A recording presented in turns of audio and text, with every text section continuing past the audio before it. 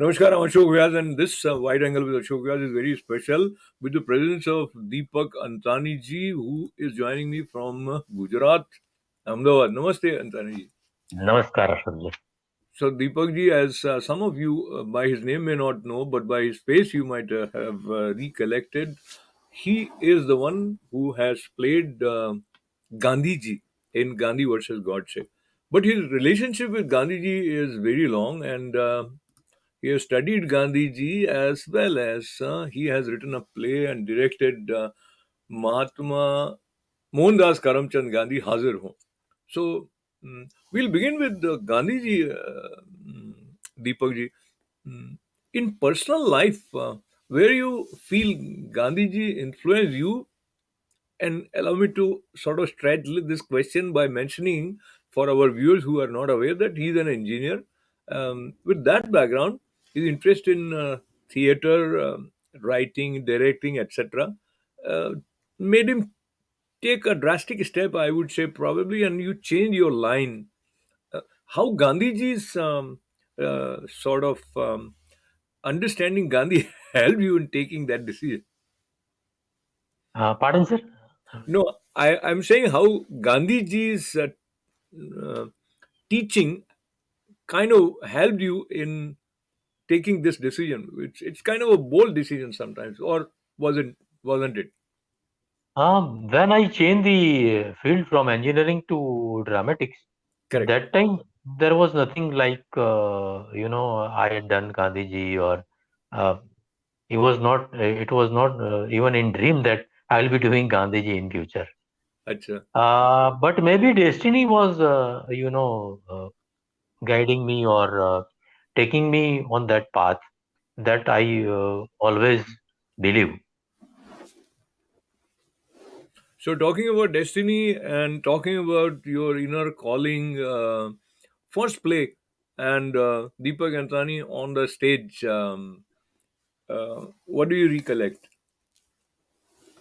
I was actually as an actor. Uh, I was doing plays and mono acting and all during my school and college days. So there was an actor within me. I wanted to be an actor. So when I joined IPCL, uh, I felt this life is very monotonous life every day, going to the same plant, meeting to the same people, Hmm. same shift and all schedules, same kind of subjects to discuss, about cricket and politics and all these things. So I thought it will be difficult for me to, throughout the life, such a monotonous life to live. So fortunately, before joining IPCL during the last year of college, I had done a workshop on mime and movement, and he was professor of Faculty of Performing Arts Drama in Vadodara MS University. So I approached him, and I got admission in uh, Bachelor of Performing Arts Drama. So along with the job, I did my bachelor's in performing art, and based on that, I got the job in Doordarshan. Uh, that time I wanted to be an actor, so I was acting on radio plays. I was acting in a Deku ISRO. But after joining Doordarshan, that front of camera job was over, and I had to concentrate on the production of production, television programs. So my writer and director skill got sapped during this So Doordarshan job. here's a question, Deepak ji. Having a feeling that you want to be an actor and going for a formal course, as you just mentioned, how that course helped you in sort of harnessing your skills, and maybe there were a few things that you picked up by listening to your teachers there, or maybe participating in plays which were scrutinized, and you got some feedback as to this is where you can improve. Talk to us about uh, one, being on your own as an actor, two, having a formal training. Yeah, training is of course necessary. There are a lot of theory part also in it. We have Bharatnatyam Shastra, in which stagecraft, stage architecture, type of plays, type of script, type of actors, so many things are there in that Bharatnatyam Shastra. So that was very helpful for me to building up as an actor. And during these performing arts course, there were practical exams in which we have to act in plays, we have to direct the plays, we have to do backstage and lighting and music and everything, costumes and makeup and all. So it was a all-round training for an actor. And actor is not only the acting or projecting the character or understanding the character, but you should be comfortable with the makeup, you should be comfortable with the costume, you should be comfortable with the properties, you should be comfortable with the lightings, sounds, and so many things. So that all syncing with the character creates an impact on the audience, and of course understanding the script, interacting and chemistry with the fellow actors, uh, that all was a best grooming during this. And fortunately, we have the best teachers, best colleagues that groomed very well to me. भाषा बदलते हैं, हिंदी भाषा में आते हैं। आपने Okay, radio नाटक भी किए, आपने मोनो एक्टिंग भी की। correct. मोनो एक्टिंग के बारे में कुछ बताइए। ये भी एक विधा है जो अब धीरे-धीरे मुझे लगता है जो स्टैंड अप करने वाले हैं वो और ये मोनो एक्टिंग थोड़ा-सा मर्ज सा होता जा रहा है, is it? Uh, Actually, it is not like that. ऐसा नहीं है, हुँ, क्योंकि stand up is only without any movement, without any costumes, without any makeup, and the content is majority ये comedy content or satire content. While in mono acting, there are अलग अलग shades प्रकार हैं। हुँ, के हुँ। सब्जेक्ट्स, अलग अलग प्रकार के जॉनर, अलग अलग प्रकार के शेड्स, यू नो कभी हम कर्ण का मोनो एक्टिंग करते हैं, कभी हम किसी प्रोफेसर का मोनो एक्टिंग करते हैं, कभी हम कोई बड़े प्ले के एक कैरेक्टर का मोनो एक्टिंग करते हैं। सो मेनी बहुत सारे सब्जेक्ट्स मोनो एक्टिंग के लिए अवेलेबल है। जी, और मोनो मोनो एक्टिंग में acting makeup makeup costume movement वगैरह सब होता है, as good as play one man show of drama. आपकी इस बात से मुझे शेखर सेन याद आए, उन्होंने जैसे कबीर पे या विवेकानंद पर या कबीर किए। आप विवेकानंद। आपको अपना कोई मोनो एक्टिंग याद आता है जो आपको बहुत पसंद आया हो, करके संतोष मिला, और अगर उसका कुछ संवाद भी याद हो या थोड़ा आस-पास जाएँ तो?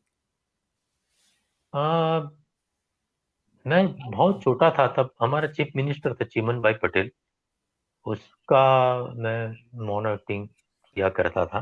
जी। वो मुझे याद आ रहा है। और कभी-कभी एक छोटा-सा राम और रावण जो रामलीला में होता है, हुँ, उसका मैं किया करता था। जी। अ, जिसमें ऐसा था कि राम का जो कैरेक्टर करता है, उसको पैसे नहीं मिले हैं, उसका पेमेंट बाकी है आगे का। अच्छा। तो रावण के बाणों से वो मर नहीं रहा है। रावण बाण मार रहा है, पर वो बाण को कैच करके तोड़ के हँस के खड़ा रहा है। जब तक पेमेंट नहीं मिलेगा मैं मरूँगा नहीं। तो अल्टीमेटली जो मालिक है वो रावण को पैसे देते हैं, रावण पैसा अ, तीर में लगा के तीर मारता है, वो तीर पकड़ता है, अच्छा पैसा मिल गया, फिर वो पैसे लेके खुद तीर मार के मर जाता है। काइंड ऑफ नॉन एक्टिंग है इसको डू। जोरदार, जोरदार। क्योंकि मैं भी रेडियो में काफ़ी साल मैंने काम किया है आकाशवाणी के साथ में, और आपने रेडियो का भी अभिनय के संदर्भ में उल्लेख किया, तो मतलब राइट, रेडियो की विधा है जहाँ पे आप सिर्फ आवाज़ को लेकर उस पात्र को राइट, पहुँचा रहे हो। अ, राइट। उसकी क्या चुनौतियाँ और क्या खूबियाँ आपको लगती हैं जब आप स्टेज से उसको कंपेयर करें तो? हाँ, वाचिक अभिनय इज़ ए एक सेपरेट ब्रांच है भरतनाट्यम शास्त्र में। तो वाचिक पे बहुत ही अगर स्टेज भी करूं या टेलीविजन भी करूं या फिल्म भी करूं, तो मैं पहले वाचिक पे काम करता हूं, क्योंकि वाचिक पे that's the best technique I used. Hmm. पहले मैं वाचिक पे काम करता हूँ कि इसको मैं कैसे कैसे बोलूंगा, किस तरह से इसको प्रोजेक्ट करूंगा। और जब रेडियो प्ले की बात आती है, तो you need to know about the, ये कैसा माइक है, माइक से कितना डिस्टेंस रखना है, ये डायलॉग में ऑडियंस को माइक से कितना डिस्टेंस चाहिए, ये काफी सारी चीजें सीखने मिलती है। तो आपकी ये जो सीखा है आपने, इसका परिचय हमारे दर्शकों तक पहुंचे उससे पहले मैं ये तस्वीर जो दिखा रहा हूँ, जो कि आपने गांधी जी के रूप में दिखाई दे रहे हैं, एक्चुअली ये फोटो देख के ऐसा लगता ही नहीं कि ये दीपक अंतानी जी हैं, लगता है ओरिजिनल गांधी जी की हैं। और शायद वो भी एक कारण रहा कि आपको इस भूमिका के लिए यस, चुना गया था।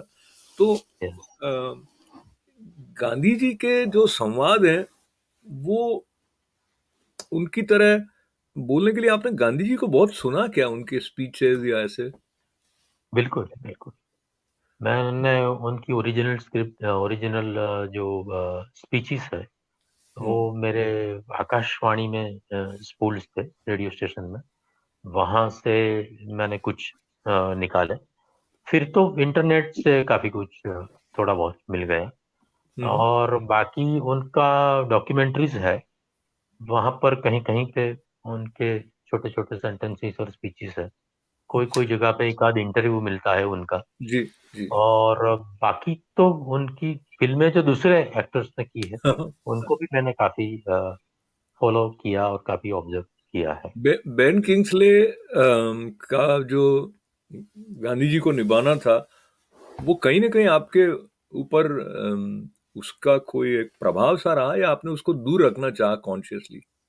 नहीं, नहीं, बिल्कुल बिल्कुल प्रभाव सर। हाँ, मैंने गांधी फिल्म मल्टीपल टाइम्स देखी है, हम्म। और मल्टीपल टाइम्स उनको मैंने ऑब्जर्व किया है। I learn a lot watching that movie. Hmm. उन्होंने गांधी जी की वॉइस, ऑफ कोर्स वो मेरे ख्याल डब रही होगी, उनकी खुद की तो नहीं होगी डबिंग वो। है, डबिंग है, पंकज कपूर की वही। हाँ, हाँ। तो गांधी जी को बहुत अच्छे वक्ता के रूप में नहीं जाना जाता, ऐसा मैं सुनता हूँ कि वो उनकी उपस्थिति में जो बात थी, वो एक बहुत धारा प्रवाह वक्ता के रूप में नहीं थे। क्या विशेष बात आपको गांधी जी के बोलने के ढंग को लेकर अ, अलग सी लगती है?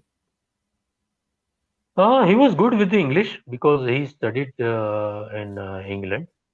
Uh, बाकी जब वो because he was very well convergent with English, तो जब भी गुजराती या हिंदी वो बोलते थे, तो वो स की जगह श बोलते थे।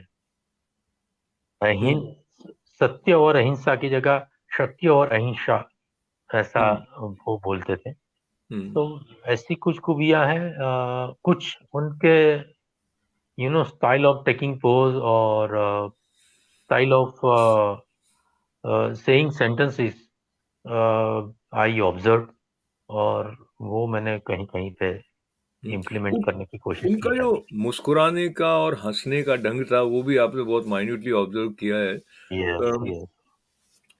अब इस बात को लेके आपने जो प्ले लिखा है, एम के गांधी हाजिर हों, जिस पे आने वाले समय में एक फिल्म भी बन सकती है, जिसकी हम उम्मीद रखते हैं, और ये नाटक आपका गुजराती में है कि हिंदी में? दोनों लैंग्वेज में करते हैं। अच्छा। गुजराती भी है, हिंदी भी है, तो बहुत लैंग्वेज। इसका थोड़ा परिचय हमारे दर्शकों को दें। एम के गांधी हाजिर हो तो ऐसे लगता है उनको अदालत में बुला दिया गया हो।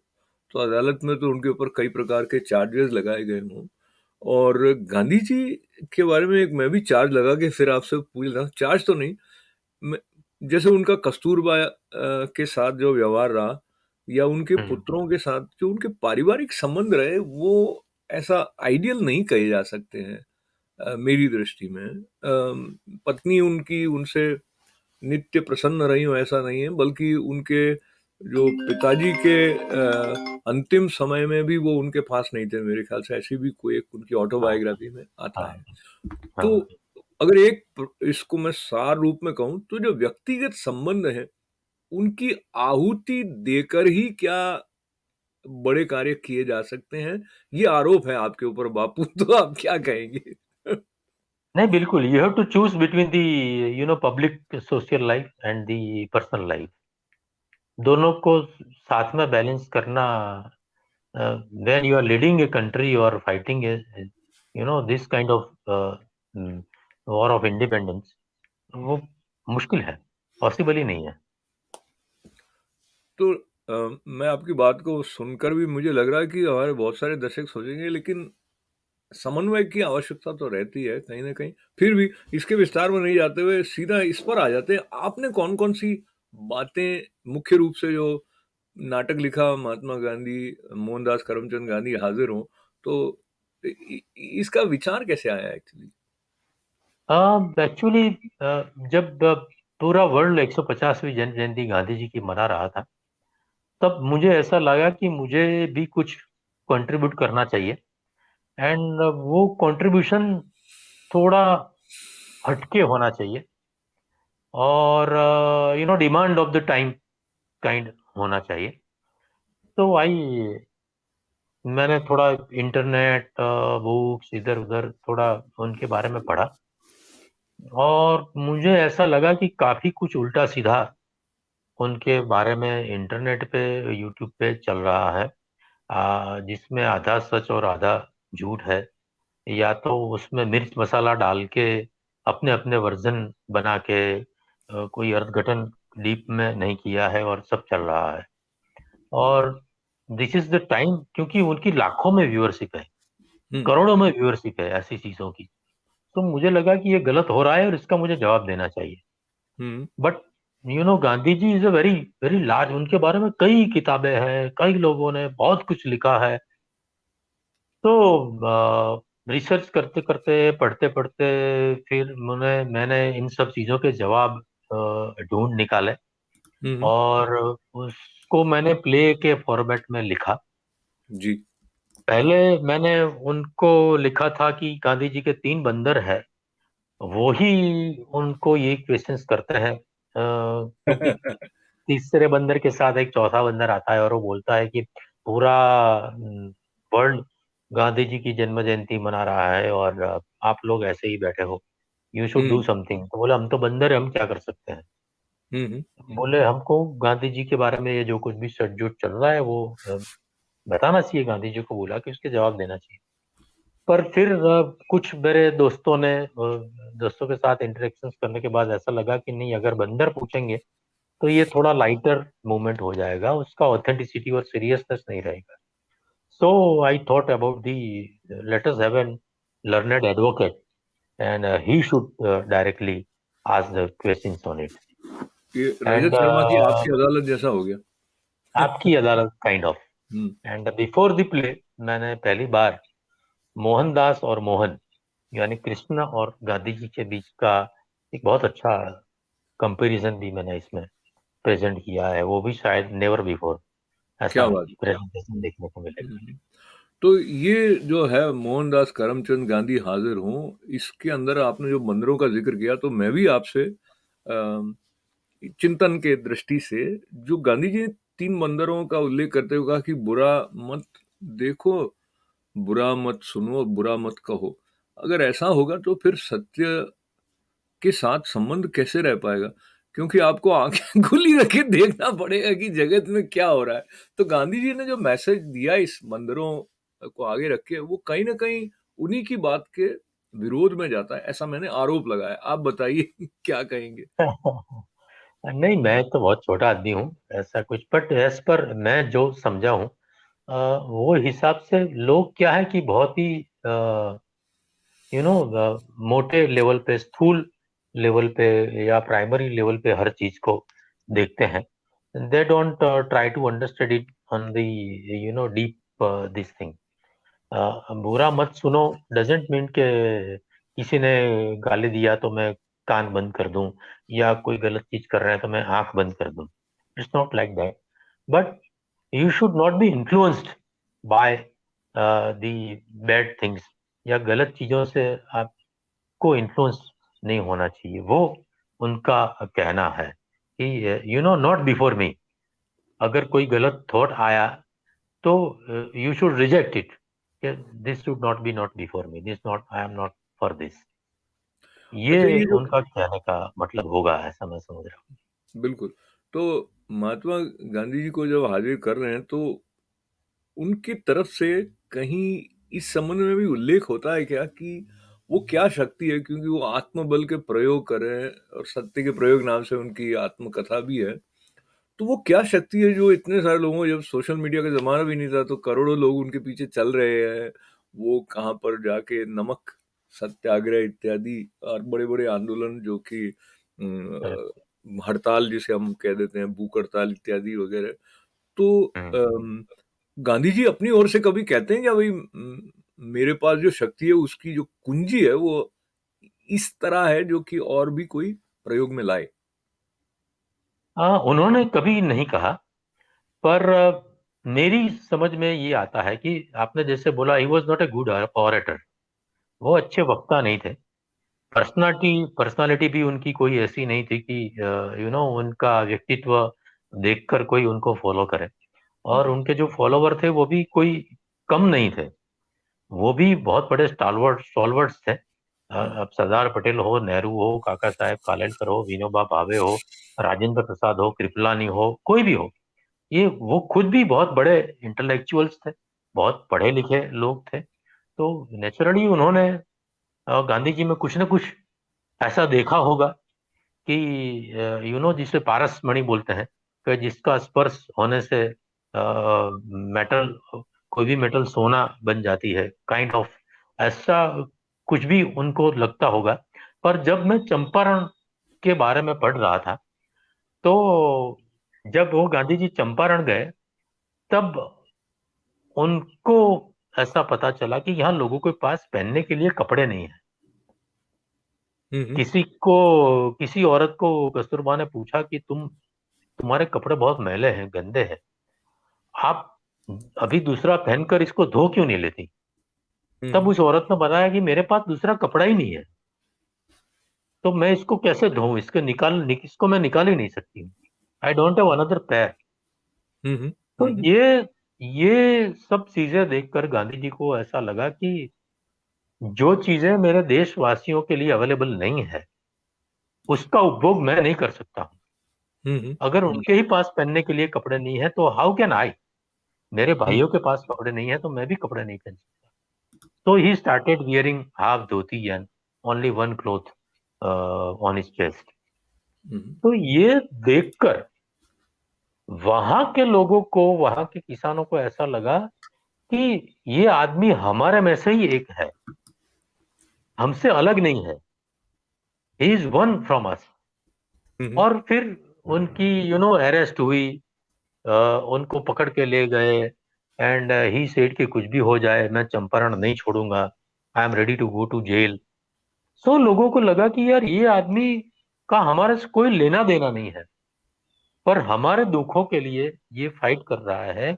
हमारे दुखों के लिए वो खुद जेल में जा रहा है, वो खुद दुख भुगत रहा है। हम्म, अगर वो हमारे लिए इतना कर सकता है, तो हमें तो उसके लिए जान दे देनी चाहिए। हम्म। तो ऐसा समझ के यू नो दांडी यात्रा हो या चंपारण हो या कुछ भी हो, उनके साथ लोग जुड़ते गए कि he is doing all this thing for us, he is not doing anything for himself. Hmm. So तो that was the, I think, the point where everybody followed him. That is what I believe. तो महात्मा मोहनदास करमचंद गांधी हाजिर हों film के रूप में आए, इस दिशा में आप कार्य कर रहे हैं, और कब तक वो प्रोजेक्ट लॉन्च होने की संभावना लगती है? Hopefully बहुत ही जल्द, maybe within next year. We very are good. working on the screenplay of the script, because it was a stage play. So for picturizing it, we have to add some cinematic value to the script. So we are working on it with the writers. Very Rest very is all ready. जी, जी। तो बहुत सारी शुभकामनाएं, हमारे साथ जुड़ने के लिए आपका आभार व्यक्त करने के साथ साथ चलते चलते मैं एक अनुरोध करने से बच नहीं रहा हूँ, जो ये है कि आप जब गांधी प्ले कर रहे हैं, मोहनदास करमचंद गांधी हाजिर हों में, उसका कोई संवाद आप अगर थोड़ा सा सुनाए। अ, उसमें एक जगह पे जब वो आते हैं, तब लोग कुछ लोग उनका विरोध करते हुए आते हैं कि भैया ये फेक गांधी है, हम कैसे मान ले कि ये असल में ही गांधी है। तो तब वो अ, बोलते हैं कि अ, ये सब ऊपर से तय होके आया है। जैसे आप यहाँ 150वीं जन्म जयंती मना रहे हो, वैसे ऊपर भी मेरी जन्म जयंती मनाई जा रही है। और वहां मुझे पूछा गया, गिफ्ट में मुझे इच्छा पूर्ति के लिए पूछा गया। तब मैंने बताया कि मेरे बारे में जो कंट्रोवर्सी चल रही है उसका जवाब देने मुझे नीचे जाना है। तो मुझे वहां से परमिशन मिली। तो बोलते हैं कि फिर आप यही आदमी क्यों, यहीं यहीं पर ही क्यों, और यही एडवोकेट क्यों, इसमें कुछ तो है। तो बोलते हैं कि देखो, इससे मुझे कोई करोड़ों रुपया नहीं मिलने वाला है, और ना ही करोड़ों रुपया इनको मिलने वाला है, और ये सब मेरे हाथ में नहीं है। ये सब ऊपर से तय होके आया है। जब आप जन्म लेते हो, तब आपको पूछा जाता है कि आपको कौन से माँ बाप के वहां कौन सी जगह पे और कब जन्म लेना है। या तो आपकी जब मृत्यु होती है, तब आपको पूछा जाता है कि आपको कौन सी उम्र में कहाँ कैसे और कब मरना है। ये सब ऊपर से तय होके आता है। वैसे ही मेरा यहाँ इस आदमी के सामने यहाँ पर उपस्थित रहना, ये ऊपर से तय होके आया है। हाँ, ऐसा चलिए, बोलने पर वो लोग कन्विंस होते बहुत बहुत धन्यवाद है। बहुत हैं। Thank you. उदारता के साथ में, सहजता से, सरलता से जो आपका भाव है, उसको सृजनशीलता और समर्पण दोनों को साथ रखते हुए जो आपने हम तक पहुंचाया है, उसके लिए आपको बहुत बहुत साधुवाद करते हैं दीपक अंतानी जी। मैं अपनी तरफ से मंगल कामनाएं कि आप थैंक जो नया प्रकल्प है उसमें भी सफल हो, अन्य कार्यों में भी सफल हो, और हमारे दर्शक आपको गांधी वर्सेस गॉडसे में देखकर और अधिक आनंदित होंगे। आपको उन्होंने सुनने का अवसर पाया है तो करते हैं समापन, लेते हैं इजाजत। नमस्कार। Thank you. Thank you.